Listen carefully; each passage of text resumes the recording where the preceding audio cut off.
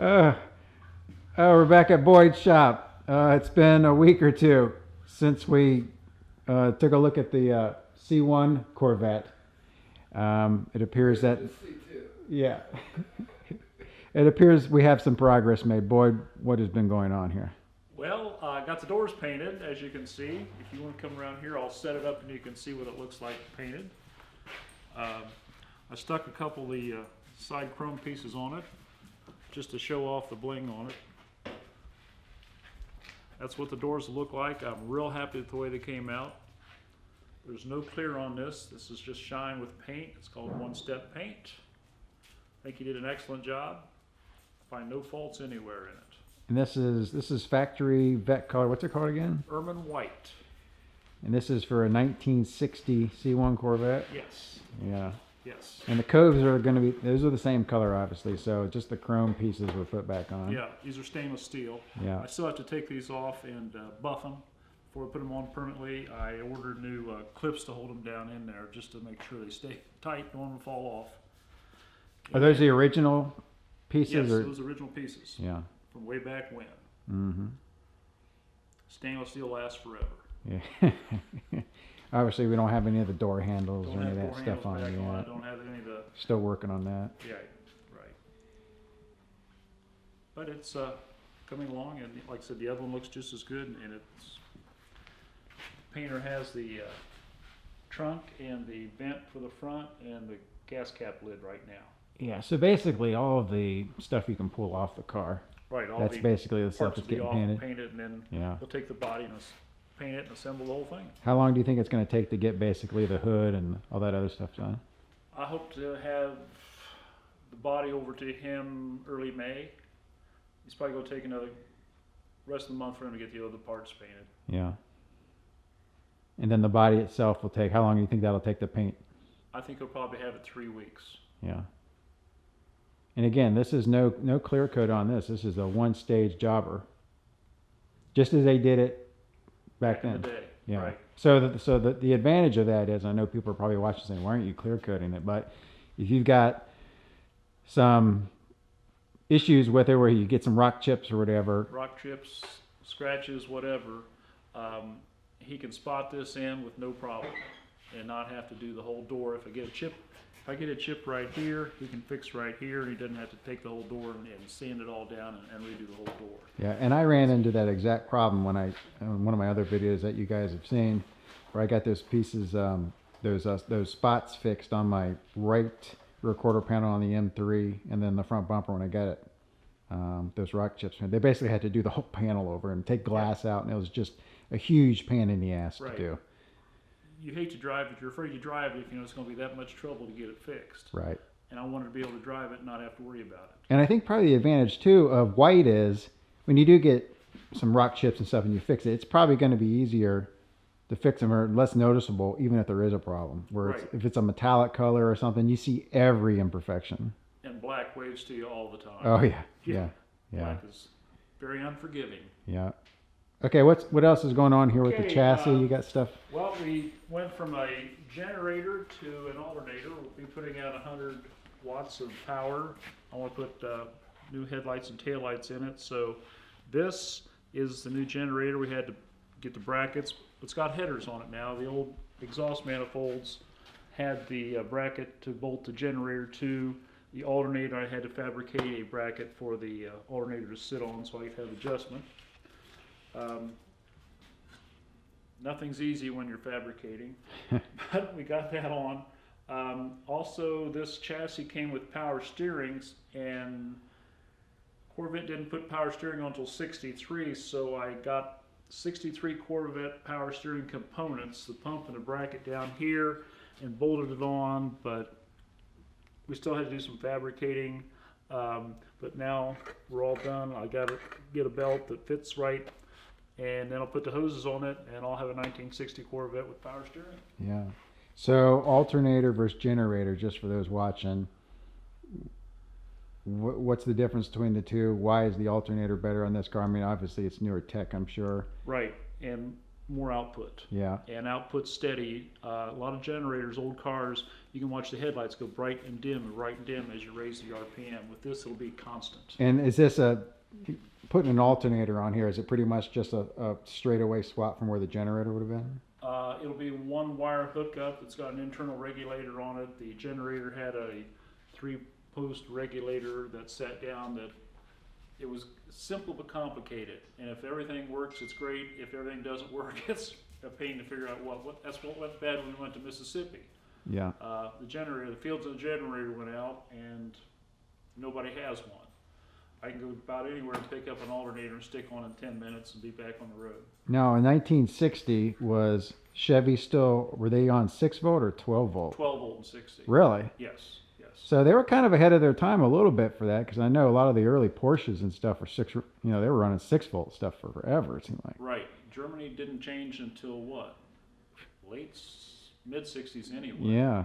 They stepped with 6-volt, which is... My 65 had a Porsche had a 6-volt. 6-volt, yeah. Yeah. Yep. I think they put 12 volts in the early 50s. Chevrolet started. Yeah. Well, hey, kudos to Chevrolet. Okay, wheels and tires. We've kind of made a decision. Oh, I shouldn't say we. Yeah. I gave my recommendations, which were completely Yep. tossed aside. So what did we end up deciding on We here? did not go with the black wheel. We found a wheel this morning at the auto parts store that is similar to the old American style wheels. Yeah, the ones we're showing here. These are just sitting here so the chassis has Yeah, something to these sit are on. stock C4 Corvette wheels that I just put on so I could roll it around and keep it off the brake pads on the coaster. So yeah, we got ordered a 18 by 9-inch wheel to see if it's got enough offset in the back to clear the brakes and still be inside the body.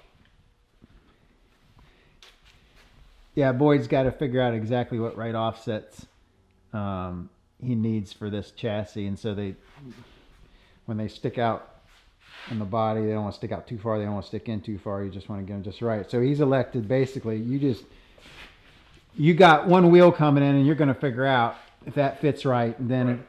if it doesn't, you get a different one with a different offset, and once you figure out which one you want, you'll order a whole set. Right, get all 4 of them. Yeah. And this did not make it a Tesla, it was just laying there to Yeah. Yeah. once the wheel comes, we'll set the body back on and take the wheels off front and back and see how it sets. How close do you think your first wheel is going to be? You think you hit it right on the nose? I think it's going to be pretty close. Yeah. I measured the back one to see how much offset it had, and it was right at 5.5 inches. So the one's ordered 4.5. It should be real close. Yeah. Yeah, you might get lucky. Might get lucky. Yeah. And with the body here, basically, not a whole lot's gone on with it since you've seen it last. Just a few patchwork spots here that have been done. The hood hold down's been put on right. I got these installed last week and fit the hood to make sure that everything was okay. The painter didn't want me messing with all that when the paint was on it and chip it all up and had to start all over again. Sure. No matter how easy it was going to be, he didn't want to do it twice. Yep. Oh, we need to show them the rear lights that you got Oh, set up. You guys are going to like this. This is sort of a Boyd special here. yeah, we found this on the internet. A gentleman had redone his and had the hole in the back of his bumpers. Originally, this is a 1960, 58 to 60 Corvette rear bumper. The exhaust pipe came out right in the middle. Well, since I'm changing my exhaust all around, didn't want that hole in the back. I didn't want to just cover it up, so that's what the back end's going to look like. How's that? That's going to be a one of a kind. A collection of ideas. Yeah. And a collection of like little LEDs. Yes. This is what Yeah. it looks like. Right. So he's basically wound a long string of LEDs in there. 36-inch length of LEDs. I built this bracket around here. This is the bracket that held the tailpipe, went through this hole right here. So I made this round piece to hold the lights in. It was the same size as the hole. and filled the hole with lights so the whole thing would be lit, not just this one Yeah. little bulb. Yeah. So basically, you've converted the old exhaust outlets into rear backup lights, and your new exhaust tips are going to come out the middle. Come out the middle of the body, yes. Yeah. In the Yeah. back. In the back. In the back. In the center. Sort of like Porsches. Sort of like Yeah. Porsches. Yeah. You see one coming out the side. Yeah. Folks won't realize that you've actually owned Porsches. So, Yes, yes. so we're not just talking about hot rods here. Well, progress is being made. So hopefully in the next 2 or 3 weeks, you'll have the pull-away panels done. Right. The doors, the hood, the gas filler cap. The vent, the decks, the wheels fit. Body Exhaust painted, system and then put things on. are going to start coming together. Hopefully this week I'll take it down and get the exhaust pipes bent and fit. I'm working on the rear tailpipe hangers that'll have to go. The exhaust pipes are off of a C2 side exhaust. These are chambered exhaust pipes that I have to make a bracket so they sit up in the center of this hole in the center. Yeah. Normally these sat on the outside of the C2 Corvettes. I put them in the center and I make a bracket to hold this. The headers will have hook to the headers right to here and then go out underneath and in the middle of the back. Looking good. Looking good. Well, there you have it, folks. Episode 2. Progress being made. We'll check back probably after you get your doors finished, and when the body goes to paint, we'll see where things The stand. doors, the windows will roll up. There's a post that fits up against the windshield. Yeah, speaking of windows, when you That pull fits it, right here. yeah, It goes up to about here, slopes back. and the mechanisms to put the windows back in. Are they still inside the door? Yeah, the windows are still inside the door. Yeah, I haven't taken the paper off. yeah. Had to put all the locks up, the tracks. There's about 40 pieces I have to put back inside the drawer and around the door. And we do have new door handles coming because you said they were just much cheaper to buy brand new ones. Yep, I'll just get new door handles. They have an original door handle and an imported door handle. Uh-oh. Yep. I'm gonna have to go with the originals. Yeah. What's the price difference between those puppies? $25. Oh, Yeah. no brainer there. No brainer. Yeah, Yeah. there you go. In for a penny, in for a pound. Good old American made. Okay, there you go. If you like this video, like it. If you didn't like it, don't like it. Follow us on Instagram and Twitter at ChrisWorldTV. And if you haven't subscribed, subscribe today so you never miss an episode. Take care.